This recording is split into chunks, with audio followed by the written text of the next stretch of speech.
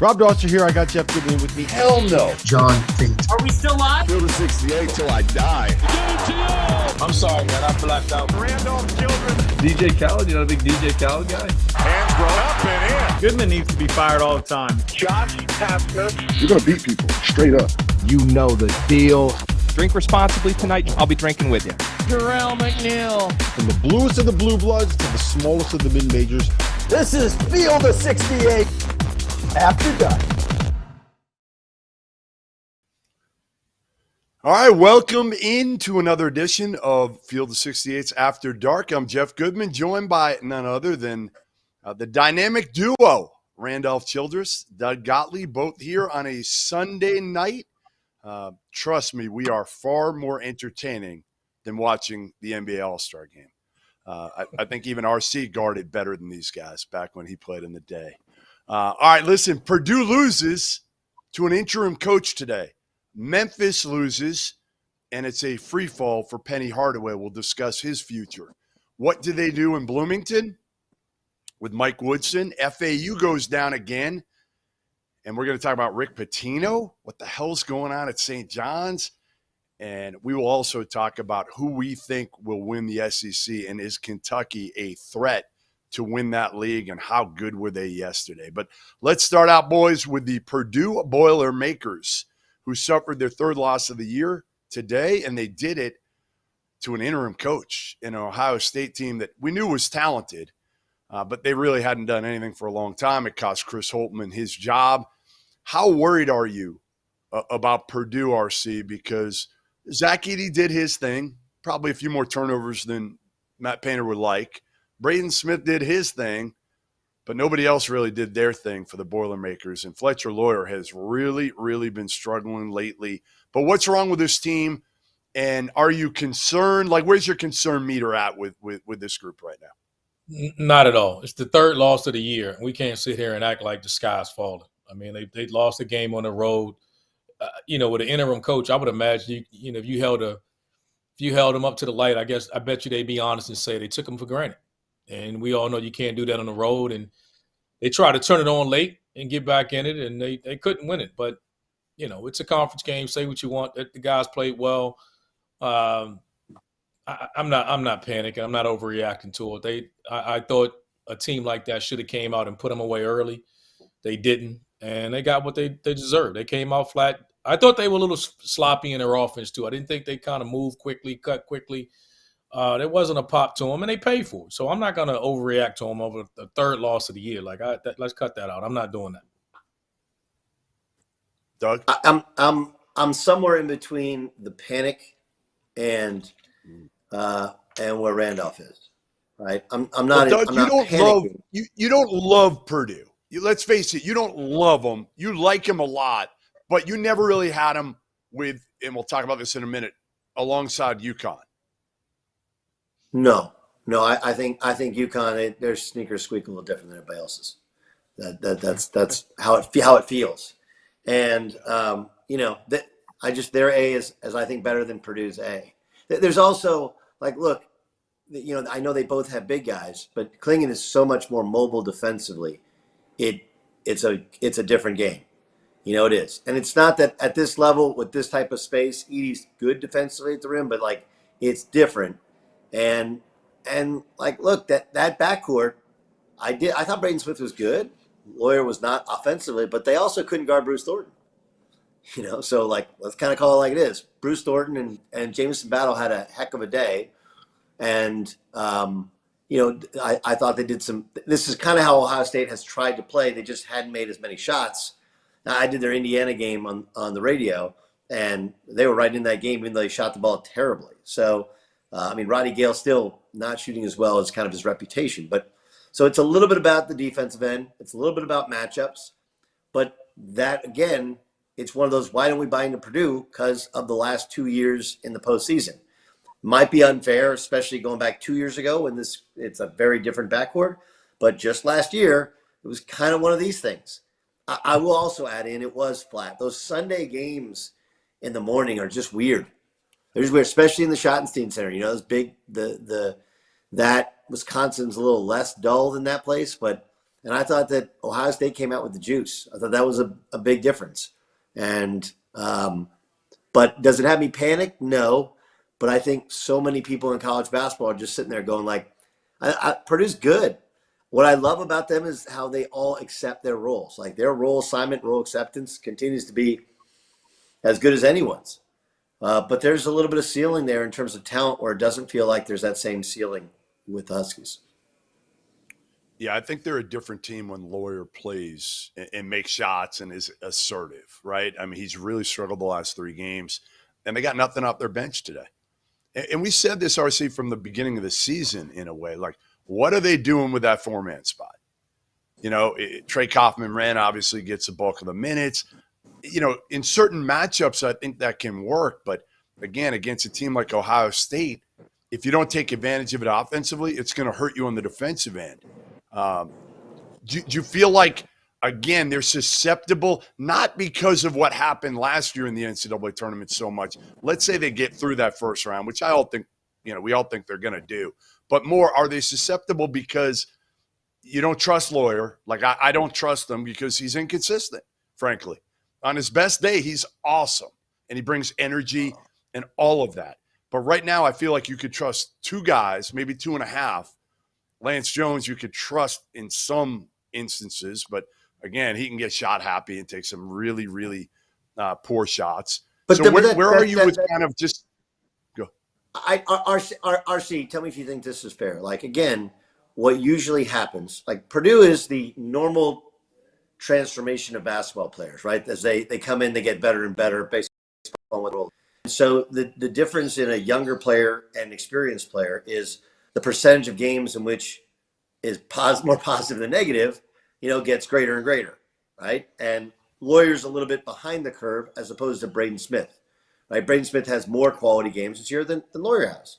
And in order for them to be really good, I think both of them have to be really good. I'll say this. I think 2 of the 3 have to be really good. I think Lance Jones or Smith or Lawyer, any 2 of those 3, the combination with Zach Edey has to be good. And then I think Purdue's Purdue. And today, you know, I thought Lance Jones, you know, he struggled with his shots. You know, he's 3 from 11 from the floor. He struggled making shots, and you can't have. No one else really did anything offensively. So, you know, I thought they got a little bored.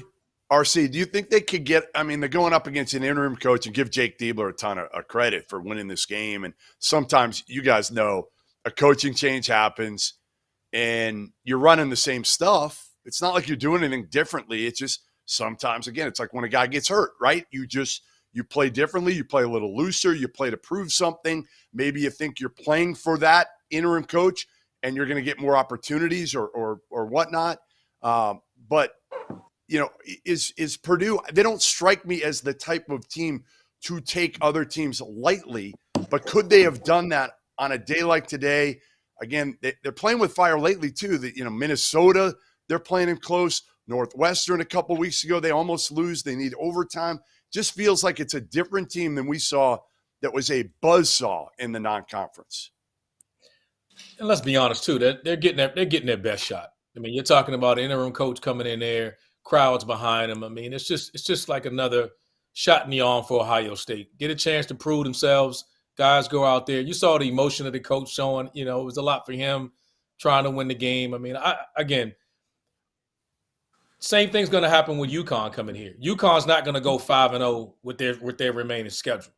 So when you talk about we're not going to win, and it's not if. I'd be shocked if UConn goes 5-0. So when UConn loses their 3rd game, I'm not going to panic off that either. It's their 3rd game of the freaking year. These 2 teams have been the most dominant teams all year long. I do agree that UConn is selling. And I think some of that is because I think Purdue, we get bored with how Purdue plays. There's not a lot of guys. It's Zach Edey being completely dominant. And then it's the backcourt. And it's like, which one of those guards are going to play up? Which 4-man is going to show up and be in a rotation? It's not pretty. It's not sexy. But with UConn, you're getting everybody. You're getting it all. You're getting all the motion. It's just so many moving parts to it. So it's a little bit of a sexier toy, so to speak, to play with. And they're going to lose a game. Jeff, how about you get to what people really want? Nobody has more insight than you who's really a candidate at Ohio State? Like, give me who do they really want? Yeah, and we're sitting here listen, talking about Purdue. They lost think, their third game. Like, well, the hard part, the hard part of this situation, Doug. Here's the difficult part of this: you've got an outgoing AD who he made the call on Holtman, but he's not making the call on the hire. The hire is Ross. So who's making the call? The incoming guy who starts in a few weeks. Well, I'll tell you one person it's not going to be. It's going to be Bjork making the call. Yeah, Bjork. He came from A&M, right? Correct. And before he will not be bringing Buzz Williams with him. I can tell you that much. Got it. Noted. I think everybody get it. There's an inference there. We can cross that one off, Doug. You can cross that one off because we can kill that way. See that's great. Listen, this is it. See RC. Like he acts like people want his opinion on basketball. No, we want all the good shit that you got, dude. No, you want all the look. We want to know the trade secrets, man. Like we want to know the this is like this. We want to know what's going on behind the scene on this. Right. I'll be sure to give you the Memphis. Right? I'll give you my Memphis name soon. All right. When we come back from the next break, I'll give you my Memphis. Don't bury the lead. Don't bury the lead. Okay. Would they hire Sean? Would they? They are absolutely. Listen, according to my sources, they are absolutely vetting Sean Miller. Absolutely. I mean, that's a name. I mean, $100,000 does not get you a starter now. He was in basketball purgatory because of he was in basketball purgatory because of $100,000. Like, that's chump change now. Right. Crazy. No. Sean Miller's high atop the list. He's high atop the list right now. Why do I hear McDermott a lot? Because he turned it down last time.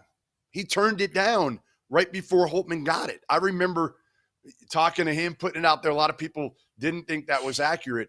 Now, again, we all know right now McDermott's relationship with the current AD is not what it was with the former AD, Bruce Rasmussen. They were boys. So could McDermott be on the move? Absolutely. A lot of people had pegged him to be the next coach at Arizona State. Okay, well, because he's got two houses out in Arizona. He loves golfing. But, again, if he's got a chance to go to Ohio State potentially and have a chance to maybe win a national title, it's a little different than it was last time. Because, again, like I said, so close with Rasmussen, who recently retired. So it's a little bit different now. Creighton, he's going to lose all these guys as well.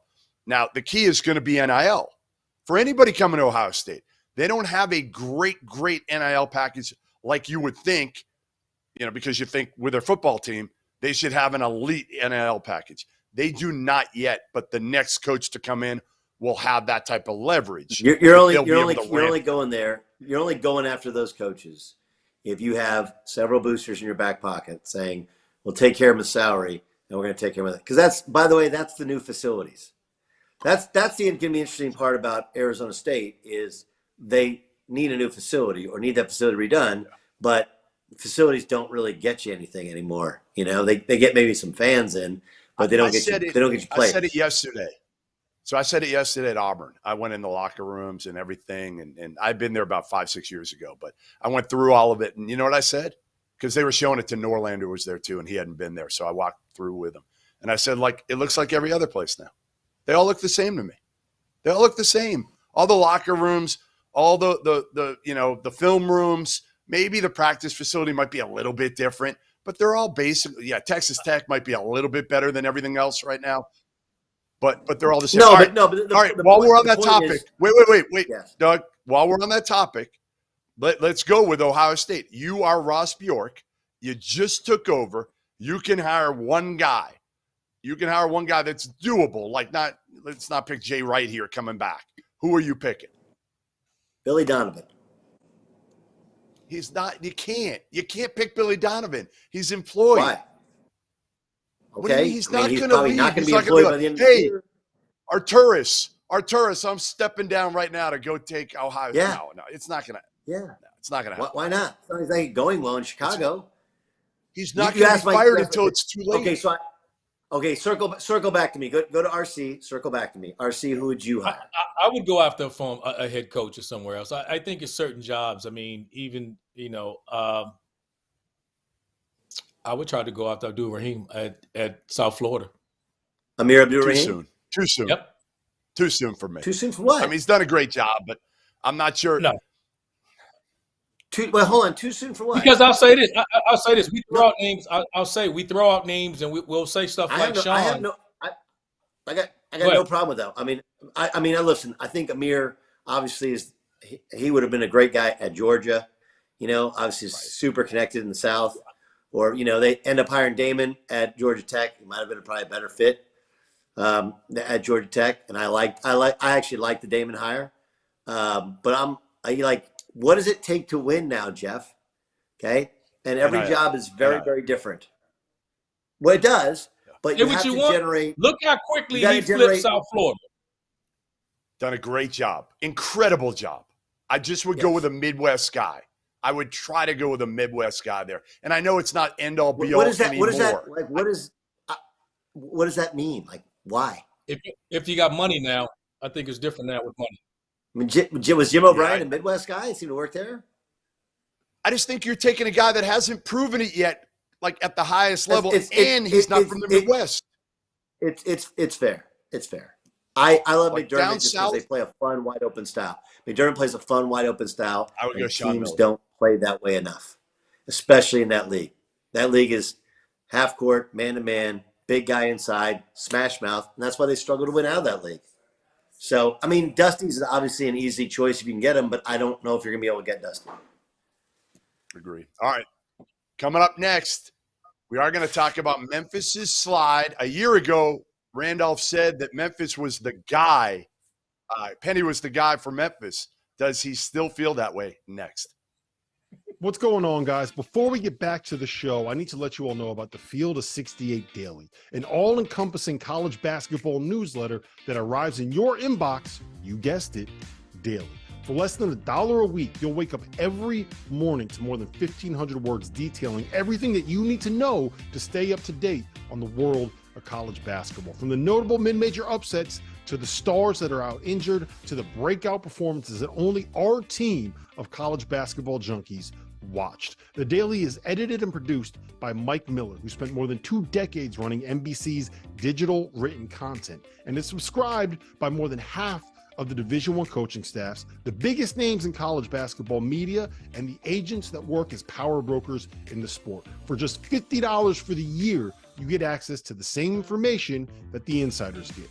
And before we get you back to your regularly scheduled Field of 68 content, let me tell you guys about the Field of 68 merch store. Head over to fieldof68.shop for officially branded Field of 68 apparel. Whether you're supporting your favorite team in the student section or from the couch, there is no better way to gear up than the latest from the Field of 68. The best thing I can say about our merch is the quality of the product. Anyone that has ever worn a t-shirt knows how frustrating it is when the neck gets all stretched out and the bottom of the shirt starts looking like the bottom of bell-bottom jeans. And there's nothing worse than a hoodie that loses its snugness that makes it such a perfect way to stay warm during the cold winter weather. Whether you're shopping for yourself or for the college basketball fan in your life, everything you need is at the fieldof68.shop.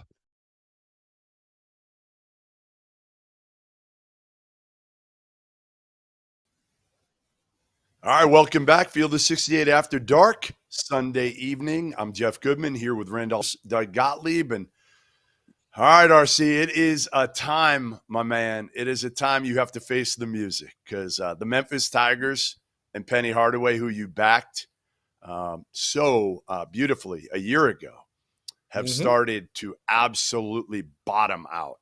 I mean, think about this. 1 month ago today, they were ranked number 10 in the country. They have lost 6 of 9 since. They lost to SMU today by almost 30 points on the road. They've dropped games to one tournament team after another. They're 6th right now in the AAC, RC. 6th in the AAC. Penny Hardaway's got 1 NCAA tournament win to his resume. This is year 6. I say it's time. I say it is time. Now, again, you know where I stand with these former NBA guys. I say it is time to cut the cord with the most beloved figure in Memphis Tigers history, who did a good job getting them back to respectability. Now it is time to hire somebody that can take them to the next level. and I still think it's crazy. It's you may say it's one tournament win, but they've been to the tournament the last 2 years. I don't see any. If that's the standard, then we need to go down each Power 6 conference and look at resumes and start saying coaches need to get out of there. So, are you telling me you want more postseason success? I won't argue that. But when we're talking about this climate of changing and everything else, even though Memphis does have NIL money, they do have that. But the way he's choosing to do it, there's a lot of programs that are struggling to make that transition. So that'll trade and take what Penny's done so far. This year, I can't defend it. They've imploded. I mean, the way they look right now, Jeff, they gave up 106 points today. I've said it all year long. I mean, the last couple of games, they're not defending the way they were when I saw them early in the year. And I don't know what's going on that side of the ball. And if they're giving up 106, man, I can't defend it. But I will defend him in saying that I don't think he should be gone. I don't think it's anything like that. But the way that team's defending now, they've washed their tournament hopes down the drain, and they're heading south fast. Can we start? Well, hold on. I'll line up. I'll talk Penny in a second, but can we start and give just a little bit of love to Rob Lanier? They got this thing rolling right now. Rolling. I think that's their 6th win in a row. And, and again, not always against top of the league, but they beat North Texas and they just, smoked Memphis. And they do have good NIL, but they're also trying to get ready for the ACC. And they have, I think when they got in there, I'm sure Rob and those guys like, man, are we going to get the support? We're going into, a big boy league that's different. And again, I just want to make sure to give that crew their due, because they're doing a hell of a job, and they've done the opposite of Memphis, right? They've turned it and things are going downhill. And to your point, Jeff, okay, here's why I will agree with you. We can say this is about the new world order, okay? But for them, it's never been about NIL. They've had plenty of money, right? Most people think they were doing the NIL before FedEx NIL was legal. FedEx money, right, baby. Okay. Hey, secondly, I'm going to be honest with you. I have no sympathy for Memphis. Okay, what they did to Tubby was wrong.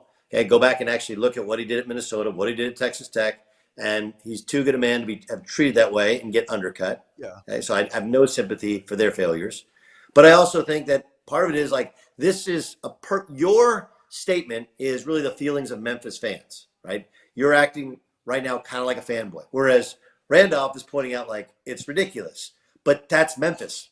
Memphis thinks all of the players that were born in the city limits are better than everybody else's, that they're somehow tougher than everybody else's, that they've cured cancer, and that because John Calipari could do it, right, anyone can in fact do it, and that's unacceptable. So ridiculous expectations for a program in a league that people are vacating. Now they should be much better because they have more resources run the league. than a lot of the teams they should coming be in running the league. No doubt. Okay. 6th. But I don't think, again, this is the deal you did with the devil. If you bring in Mr. Memphis and Mr. Memphis State, okay, you're going to have to give him more rope than you are anybody else. That's just the reality of it. You know what? Because this is I get the arrogance and the expectations, though. I get the arrogance and the expectations, but let's not act like he hasn't had some success in being. I mean, like again, I go back to the Ohio State argument. We can't sit and argue like we talk about national championship. I want you to make sure. I'm not saying the arrogance of Penny. There's a little bit of arrogance there, but that's not it. I'm saying the arrogance of Memphis fans and the expectations, right? Yeah, like I got you. This stuff isn't easy. I got you. They lost. Which game did they lose in the tournament that they very easily should have won? Was that last year or the year before? FAU. Had the game won. Okay. And FAU goes on to the Final Four. Now, I know when you lose to a team, it doesn't somehow validate you, because they go to a Final Four. There's a lot of other stuff. Okay. But the truth is, it's one play here and they end up beating FAU, and it's a completely different narrative. So I'm more with Randolph. It's bad, but just down the road, Arkansas is a dumpster fire, and they've been better in the tournament the last 2 years. So we've seen some of these implosions with some of these high-paid teams.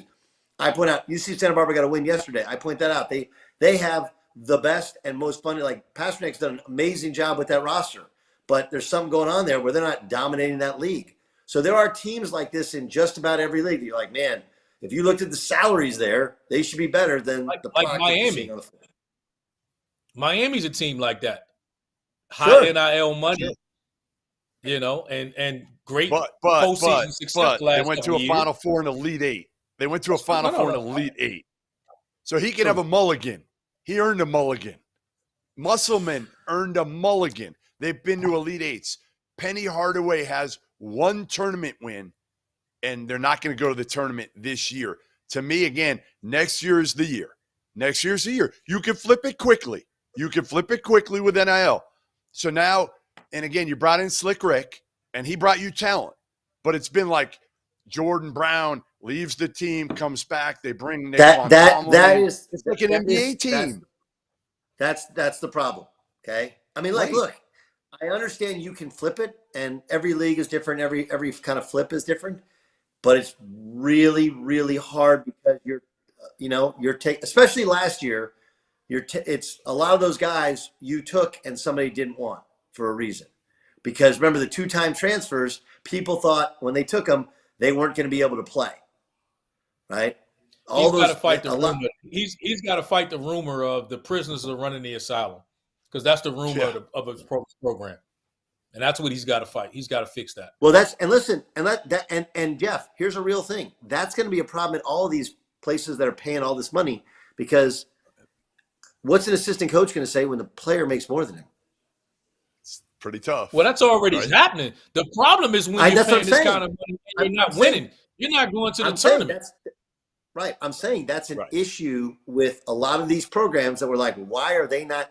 It's chemistry. It's all of this other stuff not having to do with basketball. And then, again, here's what this is the only part that I will side with you, Jeff, is like, that's the real coaching stuff to it. Like, there's not a ton, like, you don't coach nearly as high a percentage, but by now, if you haven't gotten them their roles, if you haven't created a culture and you're not playing better, well, now it's on you. Now it has nothing to do with the NIL. Or it should. Yeah, well, let me read a couple quick. Before we get to FAU, I just want to read a couple sound clips from Penny Hardaway earlier today after the loss. A lot of these kids haven't won. They said they wanted to come here and get to the NCAA tournament, but because they haven't won, maybe they're resorting back. We don't do this at Memphis. We don't go out like this. All right, FAU, the other team that was supposed to run the AAC. And again, we'll give Amir Abdul-Rahim a ton of praise because he deserves it for what he's done. They're in first place in this league. Charlotte's actually in second place. And then you've got FAU. FAU loses another one today. And when do we start to really get concerned, or are they just looking forward, RC, and have they been all year, despite what they've been saying, right, which is, hey, we know we got to get better. We know it's a long season. Have they just been kind of fast forwarding to, hey, get to the tournament, and that's when we made magic last year? I don't know where – I've been big on them, and I've been big on them all year long, but I can't – they're going to fall out of the top 25 as they should. They've been hanging in the last couple of weeks, and we've talked about they should drop. They're not going to win this league this year, and that should have been a motivating thing that I thought they would turn it around and hit the switch. They haven't done that. And they're another team giving up way too many points. They're not defending at the level that they did a year ago.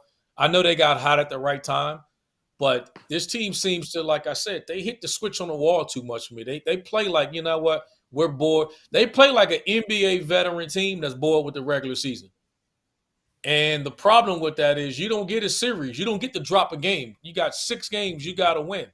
And if you don't, you're going home. There's no best of 5 or best of 7. And this team just concerned that they're not playing with the same level of desperation. Elijah Martin doesn't look the same. They're just not playing the same way they played in years past. And they're literally playing like a team that knows, like, hey, we're better than you guys, and we can go turn it on. And then they get in matches like this, and they're not. But how many times? How many times is it going to take RC? I don't. 6. They're out of it. Yeah. Six apparently is the answer so far. Listen, let's also, again, like, I think RC said this about Purdue, and the same is true with FAU.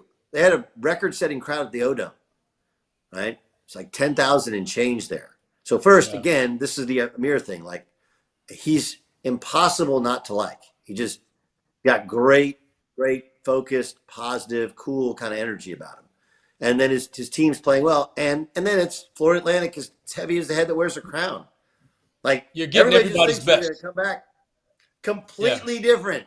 Florida Atlantic comes to your town last year. You're like, oh, I heard they're pretty good. Maybe I'll check them out. Maybe I won't. Now they come there, a Final Four team with a number next to their name, and it's still kind of a thing. So, yeah, this is why it's hard to run it back.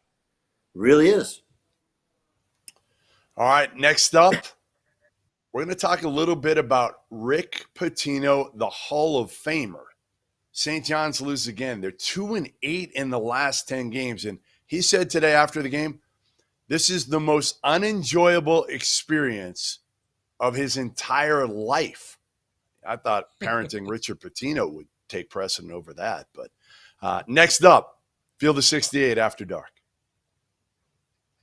As you guys know by now, we've partnered with BetMGM this season. We'll be using BetMGM lines to make all of our picks, and we'll have special offers for the listeners and the viewers of the Field of 68 as we all get ready for the best month of the year, March Madness. If you haven't signed up for BetMGM yet, you can use the bonus code FIELD150 and you will get $150 in free bets on your first wager with BetMGM, regardless of whether or not you win that first bet. Here's the best part. All you need to do is deposit and bet $5 of your hard-earned money. This is how you make it work. Download the BetMGM app and sign up using the bonus code FIELD150. That's FIELD150. Deposit at least $5 and place your first wager on any game. You will receive up to $150 in bonus bets regardless of the outcome of your bet. Just make sure you use that bonus code FIELD150 when you sign up. And remember, BetMGM is now available in one wallet in select states. As a New Jersey resident, this is super convenient when I have to go cover games in Philly or New York, which happens quite a bit. When you cross state borders, you just log into your existing account and fire away. You don't have to create a new account in each state. It's easy, it's simple, and it's clean. And most importantly, we have some fun stuff coming up for the conference tournaments and for the NCAA tournament. Bet insurance tokens, college hoops odds boost, and my personal favorite, a nice little parlay boost here and there. So download the BetMGM app and sign up today.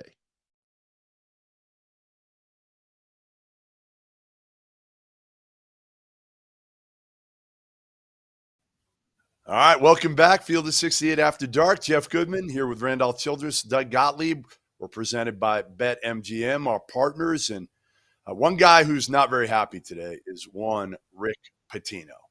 St. John's loses at home to Seton Hall in kind of a must-have game for the Johnnies. They're now 2-8 in their last 10, and the Hall of Famer Rick Pitino, listen, I mean, he said afterwards, this is the most unenjoyable experience of my entire lifetime.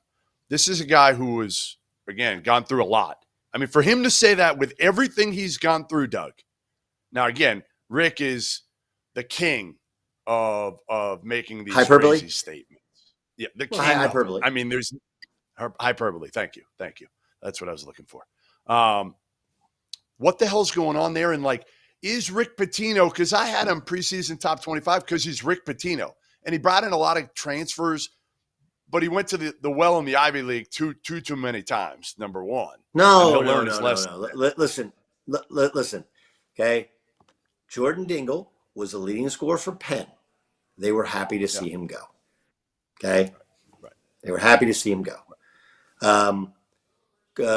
Chris Ludlam was the leading scorer at Harvard. Solid. Yeah, they were happy to see him go. The coaches weren't, but the other players were. Okay? So, again, some of it is when you're trying to flip a program and you don't have a lot of time to make a decision, right? It's a small window of time. And you're trying to decide on things, and you're replacing 13 guys, and you haven't been in the college game because that's a big thing. Or if you've been in the college game, you haven't been in the high major college game. Right. I mean, I meant that you haven't been in the college game at the high major level. So one mistake, and look, some people can get away with it. Danny Sprinkle's gotten away with taking two of his players from Montana State and Utah State. Sure. Now his leading scorer, here's the difference. His leading scorer went to West Virginia. And I know there's other issues at West Virginia, but he's not a a Big 12 caliber player. So one, if you leave your school and you take players that you value from your level, sometimes you don't understand, like, that's a higher level of basketball, and they're not playing that higher level for a reason. So that's a bunch of their guys. You mentioned Dingle, Ludlam, the lower level as well. So I think that's a portion of it. I think they have some personality stuff. And again, it's a damn good league. Everybody, like, if Sean Miller can't win consistently this year, it's hard for anybody, because that guy is a great basketball coach. It's a hard league. So I think there's a multitude of factors. Do I think Rick eventually will figure it out? Yeah. What he's going to do, he's going to get rid of all these guys except for one or two, Brady Dunlap. Isn't that what he did, though? Isn't that what he did? Yeah. It's the same thing Yeah, he did. He cleaned up the roster and brought in all these guys, and then it didn't work. So who's to say that it's going to work?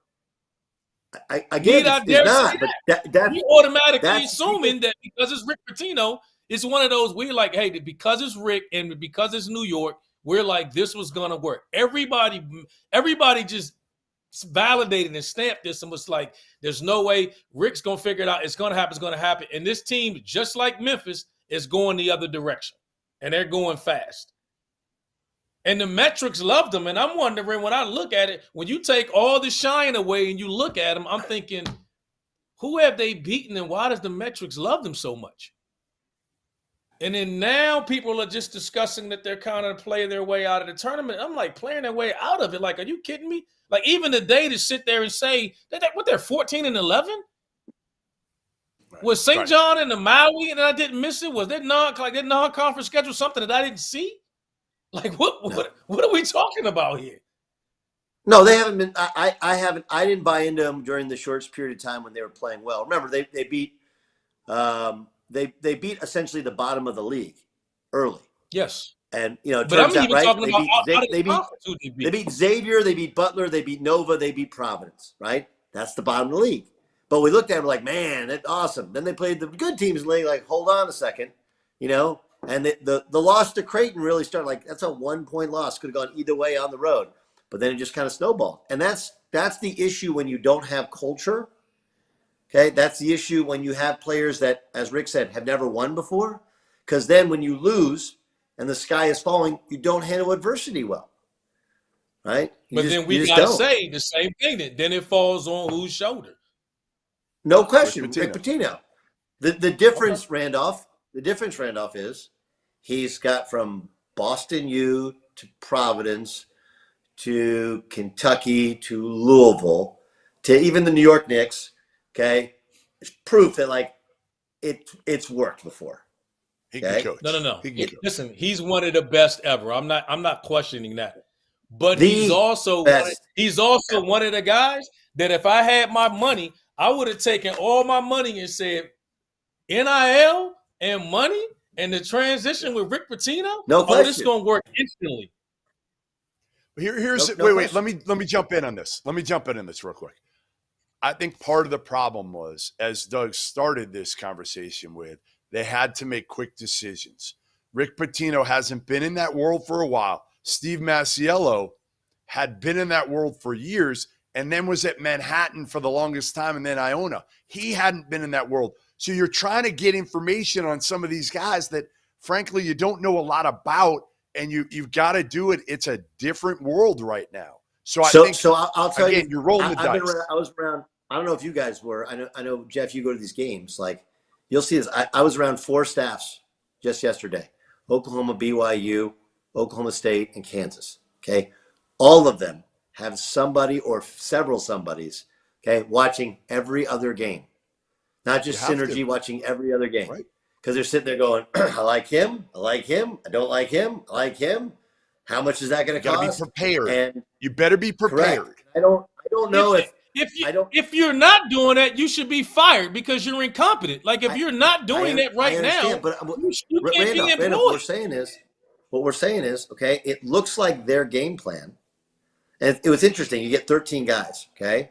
So you have to kind of figure out, like, juggling numbers and, how do we put things together? And it's pretty obvious they made some decisions that I didn't necessarily agree with, okay, with some of the guys in terms of reputation-wise. But you think, okay, Rick can figure it out. Sometimes he can't, And And so they'll start over. It's the same thing with Musselman, right? Like Musselman has figured out this puzzle the last 2 years, right? Then this year, it's got a bad mix, and they stink.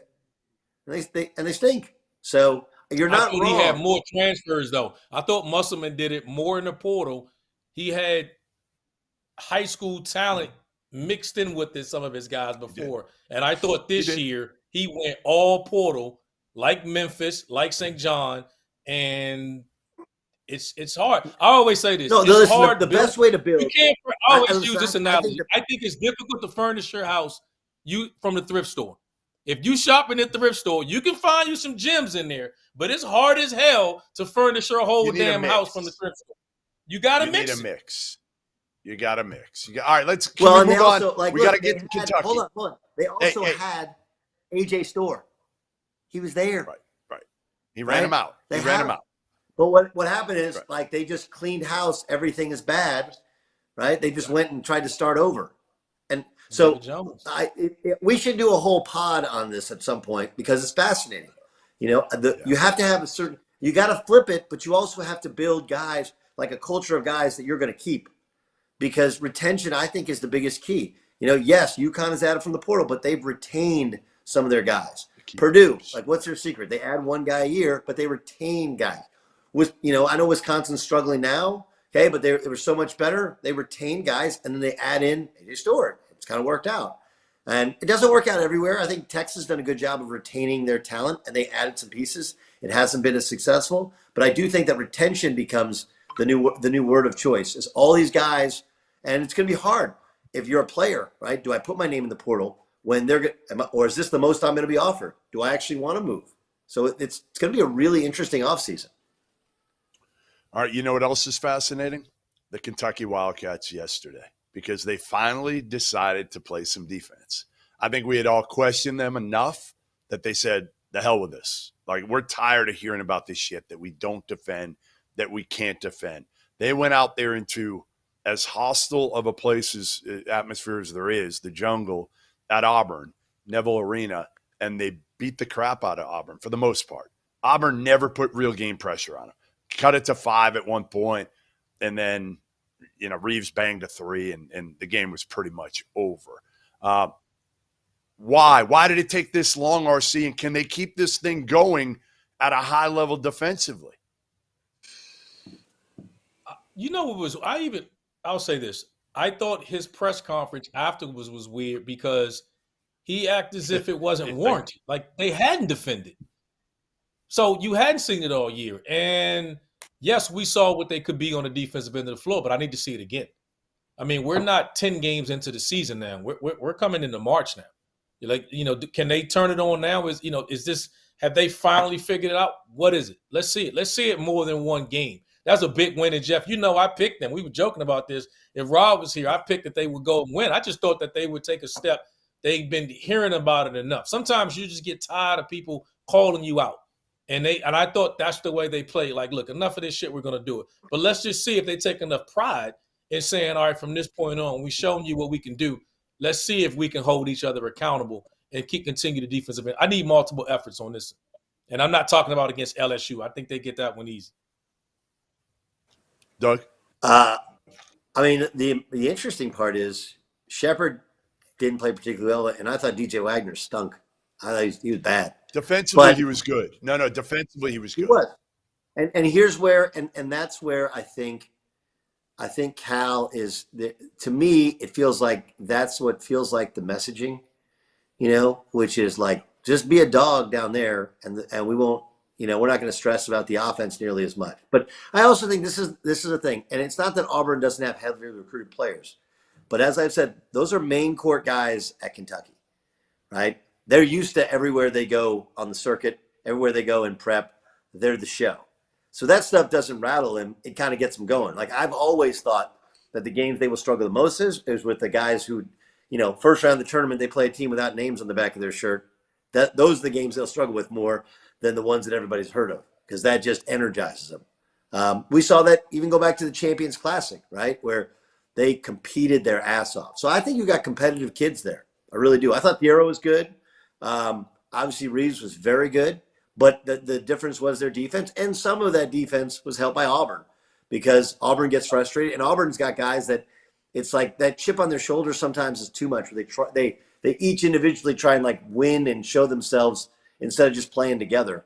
That and they couldn't make shots. I mean, 4 of 22 from 3. If you're Auburn, you're not winning that way. But again, some of that shot selection, some of that's taking it instead of one more. Instead of getting a paint touch, they're shooting quickly. So a little bit of it was Auburn, but I thought a lot of it was the competitiveness of Kentucky. Like they got competitive kids, and he's figured out how to get through to most of them. And Thiero is perfect out there. Like, because he does want to guard. He's big, strong, physical. And to be honest, on Yensu down low. He's not taking a bunch of threes. I don't think he took any threes. Right. Yeah. No, he doesn't want to.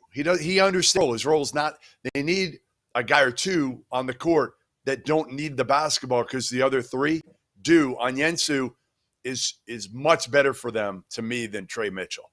And you can't play those two together. So play Yensu 30 minutes. I know Trey Mitchell's going to be happy. Who gives a shit? Because ultimately, you're playing to win at this point and to figure out your rotation. The last thing I'll say about this game from being there, Auburn's guards, they just can't really get by anybody anyway.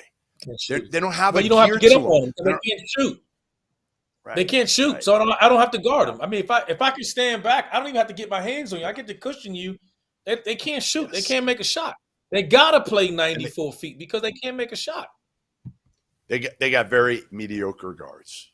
Very mediocre, and Aiden Holloway can't shoot right now. KD Johnson can't shoot. So ultimately, again, I think it was a great matchup, especially at the time for Kentucky. When they got Auburn was perfect because Auburn was coming off that 40-point win against South Carolina. So they're thinking, they're hearing how shitty Kentucky is, and they're thinking they're going to go out there and just beat the crap out of them like they did South Carolina.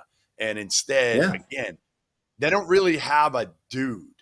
That's kind of the biggest problem for me. The dude is Janai Broom. They actually didn't get him the ball enough in the post. Play through him. But part of that is he can't score down there against Yensu. I agree to say. And Yensu, the size and the length of Kentucky was like he wasn't actually going down there. Fouls. He had 3 fouls with about 7 minutes left. If you got the fourth on him quickly, and they didn't, I thought that was one decision that I thought Bruce kind of made a mistake on. Is not because nothing else was working. Nothing else was working. So go to them. Try it. You don't have guards that are making it. Your perimeter players were garbage yesterday. Absolutely garbage. All right, last thing before we come back and we talk a little bit about Iowa State and Houston, the big game tomorrow. Your pick, Doug, to win the SEC regular season. Right now, Alabama's in first. Tennessee's a game behind them. Who are you? Can Kentucky come out of nowhere and pick it up now and win the league? Who's it going to be? I'm going with Tennessee. Going with Tennessee to win league. Just Alabama on the anybody. I know you saw them at home. On the road, they're a different animal. Give me Tennessee. Yeah. RC. I see Tennessee as well. Yeah, I'm with you guys. They do listen. I just think they go ahead. They do have to go to Bama. They got to go to South Carolina. Yep. They got Kentucky at home, Auburn at home. Like their schedule is backloaded like crazy. So take that with a grain of salt. Yeah, listen, they're the most complete team of any of those teams. They're older, good guard play, and they got a dude in Dalton Connect that you can give the ball to, and he can just go make a play. All right, next up, Field of 68 after dark. Iowa State at Houston tomorrow night. It's the heavyweight bout. Can the Cyclones go in to the Fertitta Center and win? Next. Big news, guys. I am thrilled to announce that we have partnered with Autograph, a company founded by the GOAT himself, Tom Brady. The Autograph fandom app gives you access to the best college hoops content, fan contests, and exclusive rewards like discounted tickets, all for doing the things that diehard fans like you already do, following your favorite team in the news and listening to podcasts just like this one. When Tom, and yes, I am calling him Tom, we're on a first-name basis these days, co-founded Autograph, he had one mission in mind: change the fan experience for the better. It works like this. You get all of your college hoops content you want in one place. You get articles from your favorite writers, pods from your favorite hosts, contests from your favorite creators, all on the feeds and the sites that you already enjoy. But instead of having to go to all these different places, it all comes to you in one spot, the Autograph Fandom app. But here's the best part. The more content that you consume, the higher you rank in the app. As you consider the level up in status on the app, you can unlock unique rewards curated exclusively for you. So download the free Autograph app in the App Store and use the referral code F68, that's F68, or tap in at the link in the description below or in the podcast app of your choosing to start earning points for doing something as normal as listening to this very podcast. It really is that simple.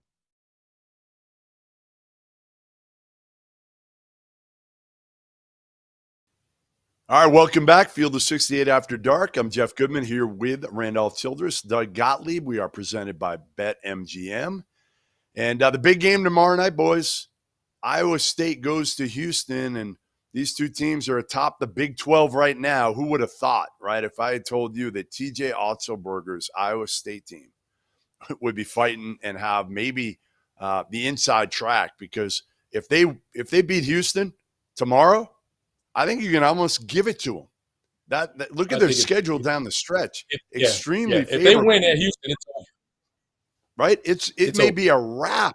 And I'm telling you, like, TJ's done about as good a job as anybody in the country. I had Lamont Paris as my national coach of the year about a week ago before they got 40-pieced at Auburn, which, again, I don't want to say no shame, but then you go out and you lose to LSU at home. So I think TJ Otzelberger might be in the driver's seat right now. Hopefully I don't jinx him like I did Lamont last week.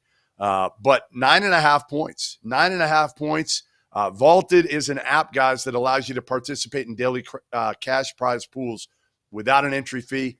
It's the place for you to store your own predictions forever. By using the Vaulted Challenge feature, you can prove you're smarter than your friends.